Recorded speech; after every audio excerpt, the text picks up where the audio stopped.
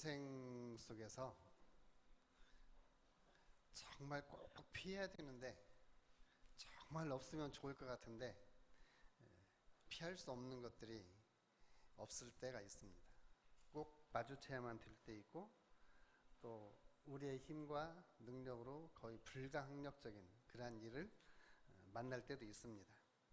피할 수 없는 일을 만날 때 그 일을 만나서 협력하거나 아니면 만나서 함께 풀어가는 이러한 지혜가 필요할 수 있습니다. 어떤 요인들은 이미 다 정해져 있는 것들도 있습니다. 우리 인생에 미리 결정된 일들도 있습니다. 또 그 결정된 일에 대해서 토를 달아봤자 별로 해결의 실마리가 보이지 않는 것도 있습니다. 물론 우리가 숙명론은 아니지만 하나님께서 미리 정하신 것들도 있고 또한 피할 수 없이 우리가 만나야 될 그런 것들도 있습니다. 우리 출생에서 바꿀 수 없는 게 여러 가지가 있죠.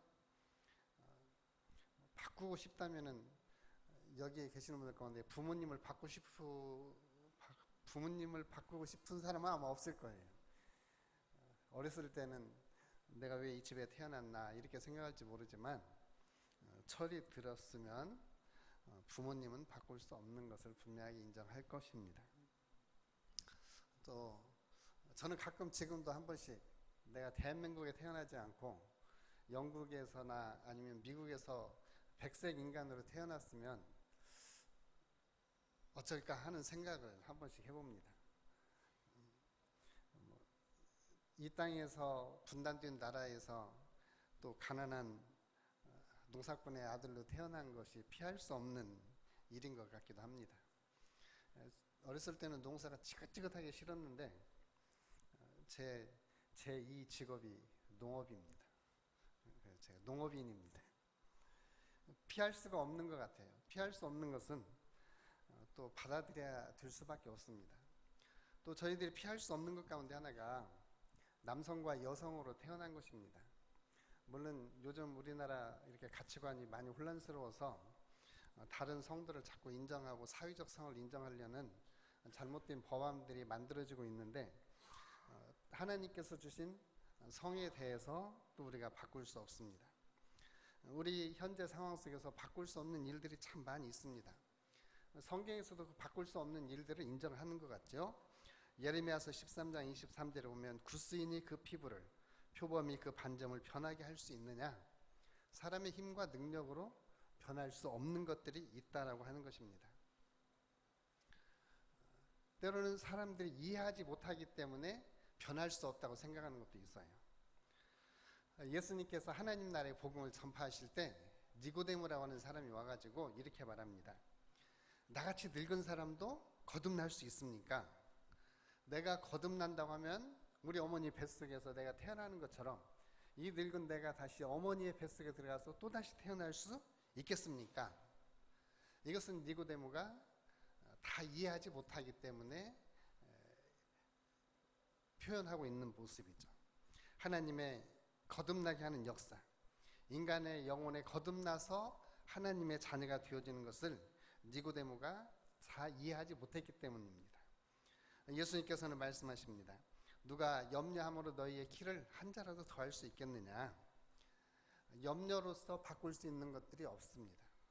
그래서 우리는 있는 현실은 현실 그대로 받아들이고 수용할 수 있는 건 수용하고 피할 수 없는 것들은 조우하면서 함께 협력하는 것을 배우는 것이 우리의 인생이라고 이야기를 합니다. 깨어진 달걀을 원상복구시킬 수 없듯이 우리의 인생에서 뒤바꿀 수 없는 것들이 있습니다. 이런 것들은 책임있게 받아들여서 수용을 해서 함께 더불어 살아가는 것을 배워야 됩니다. 함께 협력해서 더불어 살아가는 것을 배워야 되는 것입니다. 우리 각자는 우리 각자의 인생을 책임있게 살도록 하나님께서 우리들을 부르셨습니다. 요즘에 우리나라에 문제가 되고 있는 것 가운데 하나가 조현병입니다. 조현병을 앓고 있는 사람이 자기 행위에 대해서 책임을 져야 됩니다. 그래서 이렇게 지난주 뉴스에 나온 걸 보면 119로 이렇게 병원으로 이동하는 중, 순찰차로 이동하는 중 옆에 있는 어머니를 이렇게 흉기로 해를 끼치는. 그래도 그 사람은 그것에 대해서는 책임을 져야 됩니다. 우리가 책임을 질 수 없는 일이라고 뭐 그런 사람이 뭘 알아서 했겠어? 라고 하더라도 다 모든 일은 책임을 져야만 할 것입니다.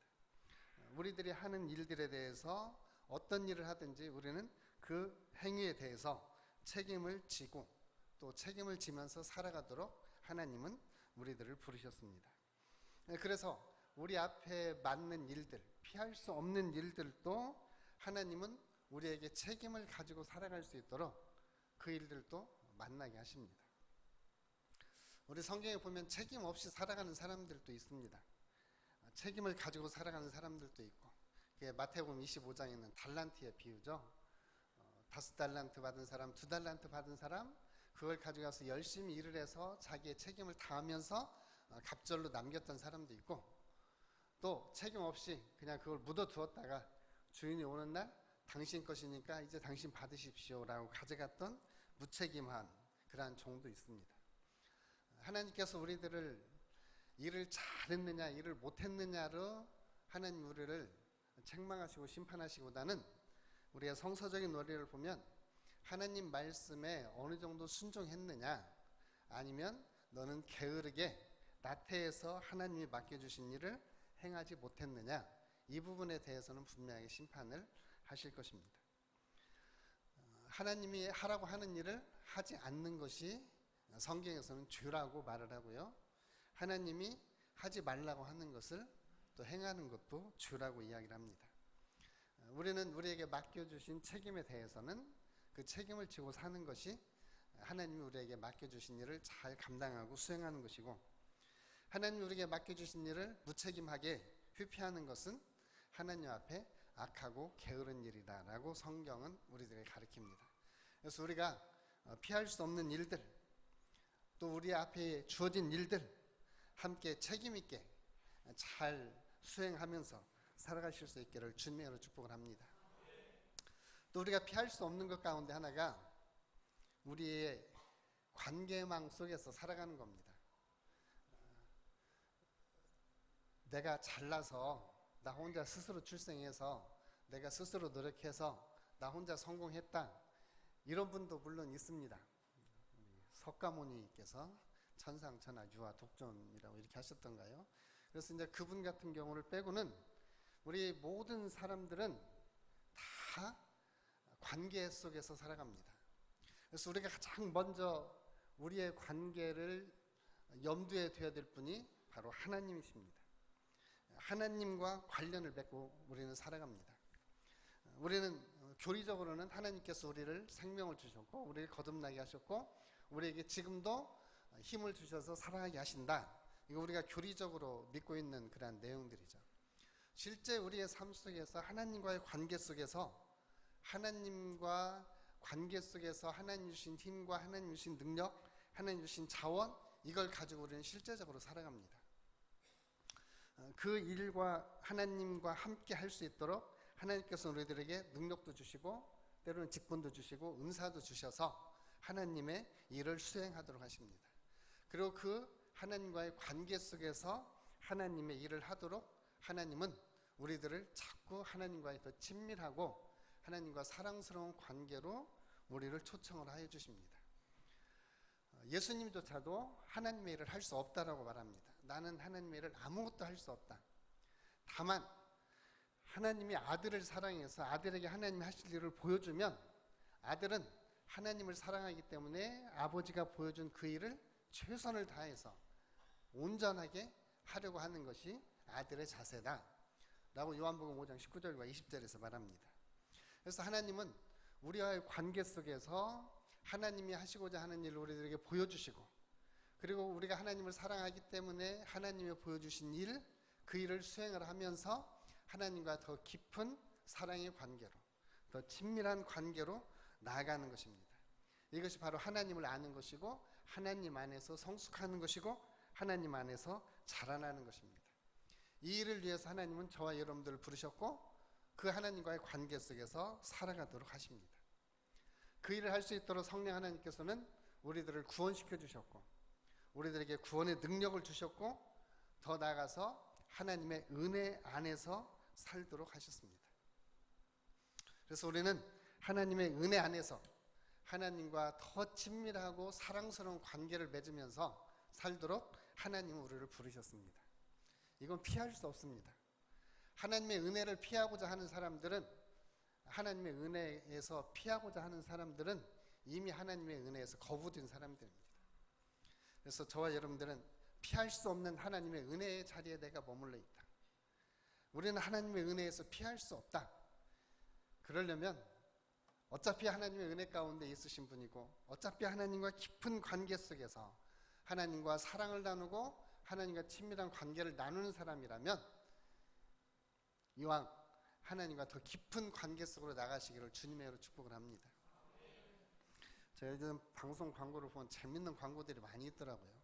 물과 기름은 섞이지 않는데 무슨 오일을 파는데 이건 물하고 잘 섞이는 기름입니다 하면서 광고에 섞는데 진짜 물하고 기름하고 섞이더라고요. 뭔 새우기름인가? 그래서 요즘은 좀 말하기가 어렵기도 해요. 물과 기름이 섞이지 않는 것처럼 하나님이 좀 섞어져라, 하나님 속에 들어와라 하는데 자꾸 빈둥빈둥 겉으로 돌면서 하나님께서 떠나가려고 하는 사람들, 하나님의 은혜에서 거쳐지는 겁니다. 근데 중요한 건 이거더라고요. 하나님의 은혜에서 한번 거쳐지면 그 다음엔 하나님의 은혜에서 훨씬 더 멀어지기가 쉽습니다. 하나님의 은혜에 가까이 나가면 가까울수록 하나님은 더 풍성한 은혜들을 주십니다. 그래서 우리 하나님과 관계를 피하고 살 수 없습니다. 하나님과 더 깊은 친밀한 사랑의 관계 속으로, 그리고 친밀한 교제의 관계 속으로 나아가시기를 주님의 이름으로 축복합니다. 그리고 우리는 혼자 살 수 없습니다. 이웃과 관계하면서 삽니다. 우리나라는 학군이 좋으면 집값이 올라간다고 합니다. 그런데 어느 나라는 좋은 이웃이 있으면 집값이 올라간답니다. 좋은 이웃이 그만큼 중요합니다. 예수님께서도 우리를 부르시면서 우리는 세상에 대해서 선한 영향을 주는 좋은 존재로 살아가도록 하나님 우리를 부르셨습니다. 하나님은 세상의 빛으로 우리를 부르셨어요. 세상의 소금으로 우리를 부르셨습니다. 세상에 대해서 맛을 내게 하고 세상을 비추게 하는, 그래서 결국에 우리의 착한 행실을 보면서 예수를 모르는 사람들이, 하나님을 모르는 사람들이 하나님께 영광을 돌리도록, 이웃과의 관계 속에서 살도록 하나님은 우리를 부르셨습니다. 여러분들도 또 저도 마찬가지고 우리가 우리의 이웃과의 관계 속에서 다른 사람들에게 우리가 선한 영향력을 주면서 살 수도 있고, 또 다른 사람들에게 악한 영향을 주면서 살 수도 있습니다. 근데 하나님은 우리 그리스도인들을 세상에 대해서 선한 영향력을 주면서 살도록 우리를 부르셨습니다. 그래서 저와 여러분들 이렇게 생각했으면 좋겠습니다. 우리는 세상에 선한 영향력을 주면서 살 수 있도록 운명되어진 존재다. 이건 피할 수 없다. 내가 아무리 세상에 대해서 악한 일을 하려고 해도 나는 악한 일을 할 수 없는 존재이다. 우리가 피할 수 없는 것 가운데 하나가, 우리는 세상에 악을 행하는 일을 할 수 없습니다. 다른 사람들에게 악을 행하는 일을 할 수 없는 그러한 존재다, 이렇게 생각을 하시고 세상에 대해서 소금과 빛처럼 선한 영향력을 행사하면서 다른 사람들과 깊은 친밀한 관계들을 맺어가시는 하나님의 사람들이 되시기를 주님의 이름으로 축복합니다. 그리고 이제 또 우리가 세 번째는 자기 자신과의 관계 속에서 살아갑니다. 그러니까 위로는 하나님과의 관계, 또 우리의 수평적으로는 이웃과의 관계, 그리고 중심적으로는 자기와의 관계 속에서 살아가야 됩니다. 자기와의 관계 속에서 살아가야 될 것을 예수님도 두 번째 강령에서, 둘째는 그와 같으니 내 이웃을 내 자신과 같이 사랑하라 하신 말씀에서 우리는 배울 수가 있습니다. 이 강령은 사람은 자기 자신을 먼저 스스로 사랑할 수 있는 자존감을 가지는, 건강한 자존감을 가진 하나님의 사람이 되어야 한다는 것을 먼저 전제를 합니다. 그래서 우리는 자기 자신을 존귀하게 여겨야 되고 하나님의 형상과 하나님의 모습을 가진 하나님의 사람으로서의 자존감을 가지고 살아야 됩니다. 물론 교만하라는 거 아닙니다. 교만과 자존감은 다릅니다.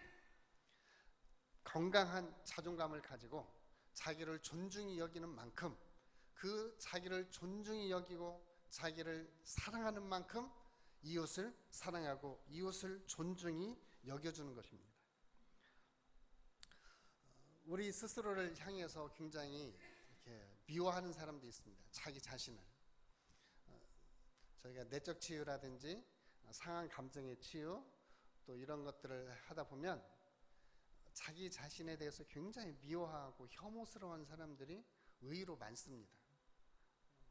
그것은 사회적인 성공과 관계없이 자아에 대해서 그렇게 갖는 사람들이 많이 있습니다.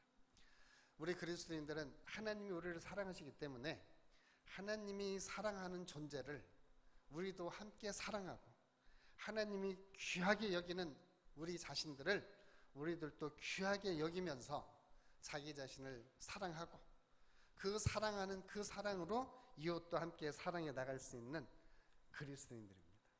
이런 하나님의 신령한 그리스도인들, 하나님의 생명력을 가지고 하나님의 은사와 하나님의 능력을 가지고 살아가는 그리스도인, 그래서 자기 자신을 좀 더 귀중하게 여길 수 있는 하나님의 사람들이 되시기를 축복합니다.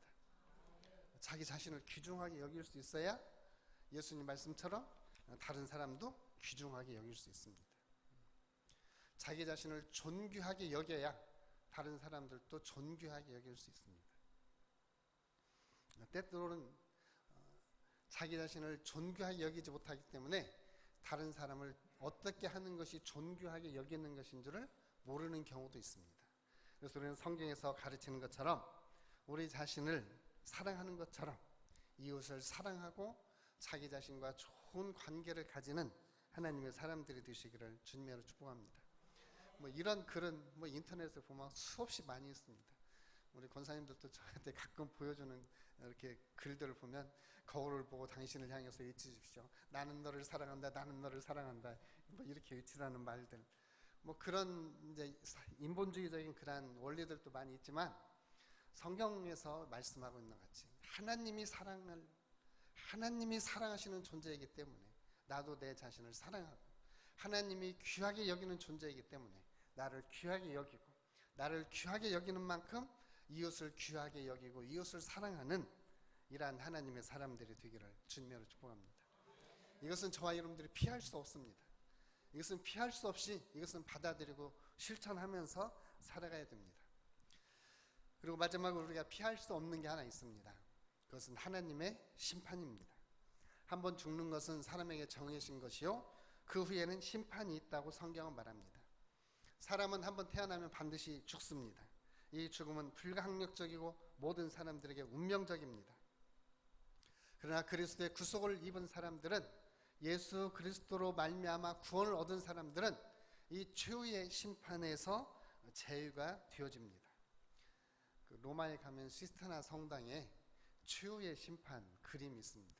미켈란젤로가 몇 년 동안 그렸다고 하는 그림인데, 그 그림을 이렇게 유심히 보면 죽음에서 부활해서 구원받는 사람도 있고, 살아서 변화되어서 구원받는 사람도 있고, 그리고 이렇게 영원한 지옥으로 가는 사람들도 있습니다. 그게 최후의 심판 그림이에요. 집에 가셔서 미켈란젤로 최후의 심판 이렇게 치면은 그 그림이 나옵니다. 한번 그 그림을 자세히 해설과 더불어서 이렇게 보시면은 최후의 심판의 모습이 한눈에 이렇게 보여질 것입니다.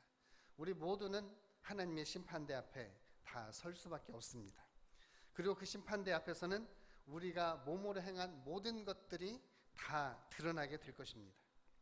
예수님께서 초림하실 때는 겸손한 인간의 몸을 입고, 겸손하셔서 인간의 몸을 입고 낮아진 모습으로 오셨지만, 예수님이 재림하실 때는 심판의 주로 오십니다. 그분은 생명의 주님으로서 우리 가운데 오셔서 생명과 사망을 나누실 것입니다. 그리스도의 심판대 앞에서 예수 그리스도를 모르는 사람들은 영원한 형벌의 심판을, 구원 얻은 성도들에게는 영원한 상급의 심판을 행하게 될 것입니다. 우리가 이 세상에서 구원 얻은 사람들이 하나님의 말씀에 순종한 만큼의 하나님의 상급을 받게 될 것입니다. 우리 모두가 인식하면서 살아야 될 말씀 가운데 하나가 로마서 14장 10절에서부터 12절 말씀, 오늘 저희가 읽은 말씀이죠. 내가 어찌하여 형제를 비판하느냐, 어찌하여 형제를 업신여기느냐, 우리가 다 하나님의 심판대 앞에 서리라. 기록되었으되 주께서 이르시되 내가 살았느니 모든 무릎이 내게 꿇을 것이요 모든 혀가 하나님께 자백하리라 하였느니라. 그러므로 우리 각 사람이 자기 일을 하나님께 짓고 하리라. 우리 모두가 하나님 앞에서 우리의 일들을 다 짓고 해야 될 때가 있다고 하는 것입니다. 가장 먼저 우리가 하나님 앞에서 짓고 해야 될 가장 중요한 일, 예수님만이 나의 구원자시라고 하는 사실, 예수님만이 유일한 구세주라고 하는 사실을 우리는 고백을 해야 될 것이고, 또한 오늘 말씀처럼 형제를 비판하고 업신여긴 일도 우리는 자인을 해야 될 것입니다. 또한 하나님 앞에 우리가 행했던 모든 일들을 다 설명을 해야 될 때가 있습니다. 하나님의 심판이 어떻게 생겼을까? 우리는 미래적이기 때문에 성경을 통해서 그리고 믿음의 선진들을 통해서 우리는 부분적으로밖에 알 수가 없습니다. 그럼에도 불구하고 성경이 분명하게 설명하고 있는 것은 하나님의 심판은 엄숙하다고 하는 것입니다. 누구든지 하나님 앞에서 하나님 앞에 자기가 행한 일, 자기의 행위를 설명을 해야 될 것이고, 그 설명에 대해서 예수님은 그 설명을 듣고 양과 염소를 나누듯이 그 심판 자리에서 나누게 될 것입니다. 그 모습을 마태복음 25장 31절에서 33절에서 한 부분을 설명을 합니다. 인자가 자기 영광으로 모든 천사와 함께 올 때 자기 영광의 보좌에 앉으리니 모든 민족을 그 앞에 모으고 각각 구분하기를 목자가 양과 염소를 구분하는 것 같이 하여 양은 그 오른편에 염소는 왼편에 두리라. 우리 모두는 하나님의 심판대 앞에 서야 될, 그리고 그 심판대 앞에서 우리의 행위를 설명해야 될 때가 있습니다. 악인은 악한 일을 행하고 악한 자리에 처하게 될 것이고, 선한 사람은 그들이 선하게 행한 대로 선한 일에 대해서 심판을, 상급을 받게 될 것입니다. 하나님은 개인적으로 우리의 삶의 모든 영역을 하나님의 생명록에 기록을 하시고 우리의 설명에 대해서 하나님은 심판을 하게 될 것입니다. 최종적으로 하나님이 우리를 주님 앞에 세워놓고 우리가 행한 일을 물으실 때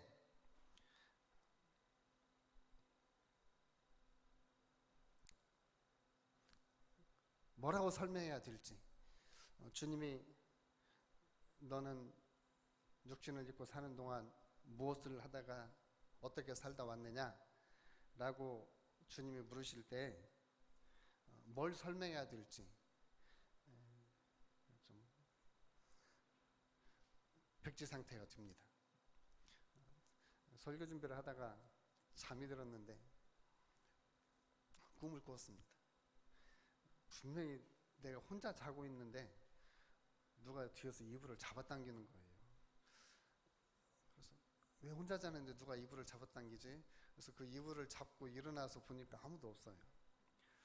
그래서 깜짝 놀랐습니다. 혹시 보이지 않는 귀신이 와서 잡아당겼을까? 그런 생각을 하는 순간에 우리가 잠을 자다가 이런 꿈에 놀래서 일어난 것 때문에 우리의 삶의 좌표가 흔들린다면, 하나님 말씀 불순종하고 하나님 말씀대로 살지 않고 자기 마음대로 살았을 때 하나님 앞에 가서 우리가 무엇을 어떻게 설명할 수 있을까? 굉장히 좀 두려웠습니다. 하나님이 우리 인정 사정을 봐주고 심판을 하실 것 같으면은 내가 그럴 수밖에 없노라고 하나님 앞에 변명이라도 해보겠지만, 하나님의 심판은 공의로우신 심판입니다. 하나님의 심판은 공정합니다. 왜냐하면 하나님 자신이 의로우신 분이기 때문에 그렇습니다. 그래서 하나님은 공의로 심판을 하십니다. 하나님은 정치적 편향이 없으십니다. 우리나라 판사들처럼 정치적 편향도 없고 또 다른 편향들이 없으십니다. 오로지 하나님의 공의에 따라서 하나님은 심판을 하실 것입니다. 그래서 우리가 타고 태어날 때부터 유전적으로 가지고 태어난 죄들이 있습니다. 육신을 가지고 살아가면서 범할 수밖에 없는 그 죄들에 대해서 이 땅에서 주님 앞에 그리고 사람들 앞에 고백하고 회개한 죄에 대해서는 하나님은 묻지는 않으실 것입니다. 이건 하나님의 약속입니다. 그러나 우리가 숨기고 있는 죄에 대해서는 하나님은 철저하게 다 드러내실 것입니다. 특별히 하나님은 모르시겠지 라고 생각하는 것이 없으시다라는 겁니다. 하나님은 속일 수 있는 분이 아닙니다. 저희들은 참 잘 속습니다. 그래서 하나님도 우리처럼 속을 줄 아는데 하나님은 안 속습니다. 하나님은 업신여김을 당하지도 않습니다. 우리가 심으면 심은 대로 거두게 할 것입니다. 그래서 하나님이 심판대 앞에 섰을 때 하나님이 무슨 말씀을 어떻게 질문하실지 추측해 본 거예요. 추측해 본 질문입니다. 가장 먼저 하나님 앞에 가면은 너는 누구냐? 이름을 물어보겠죠. 제 이름은 아무개입니다. 그러면 아무개를 하나님이 이름에서 딱 찾으실 것이고, 그 다음에 너는 하나님과 무슨 관계가 있느냐? 그렇게 물으실 때 하나님은 나의 구세주시고 하나님은 나의 영원한 아버지이십니다 라고 대답하시면은 괜찮군. 하나님 이렇게 대답하실 것 같아요. 그리고 하나님이 다음에 물으실 질문이 너는 살면서 범한 죄에 대해서 회개했느냐? 너는 살아가면서 예수님을 너의 주님으로, 예수님을 메시아로 믿었느냐? 너는 하나님을 사랑했느냐? 너는 하나님의 나라와 하나님의 의를 구했느냐? 너의 모든 죄는 예수님의 보혈로 지워지고 내 이름은 하나님의 생명책에 기록되었느냐? 주님이 이렇게 물어보실 때 예 라고 대답하면 하나님이 예비하신 영원한 천국이 예비되어져 있고, 아니요 라고 말한다면 그때가 되기 전에 우리는 하나님 앞에 회개하고 다시 예수님을 영접해야 될 줄로 믿습니다.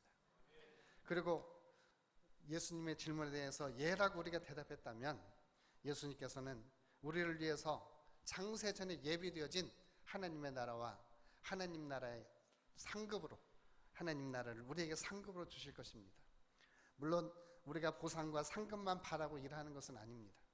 그러나 주님께서는 최종적으로 우리가 우리의 삶과 우리의 행위에 대해서 설명했을 때 주님은 우리의 삶과 행위에 대해서 잘했다, 착하고 충성된 종아 라고 칭찬하시면서 하나님이 예비하신 상급을 주시게 될 것입니다. 우리는 출생 때부터 피할 수 없는 여러 가지가 있습니다.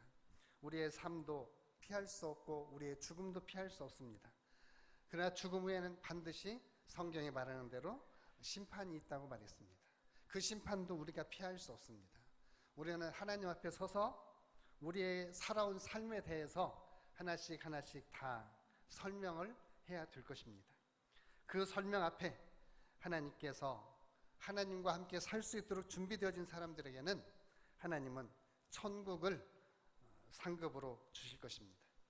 그래서 오늘 저와 여러분들은 피할 수 없는 천국으로, 피할 수 없는 하나님의 나라를 영원한 상급으로 받으시기를 주님으로 축복합니다. 예수님, 그분을 마지막까지 붙들고 예수님을 따라가시면 예수님은 우리를 피할 수 없는 천국으로 인도하여 주실 것입니다.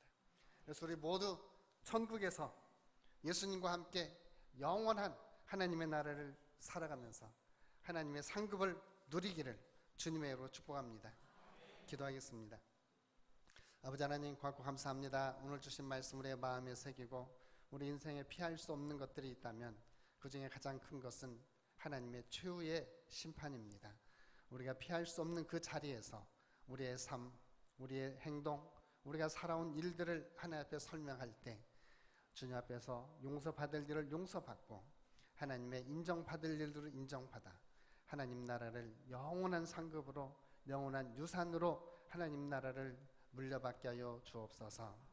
이 땅 살아가면서 예수님이 세우신 하나님의 사랑, 하나님의 형상과 하나님의 모습을 가진 자존감을 가진 하나님의 사람들로 살아갈 수 있도록 도와주옵소서.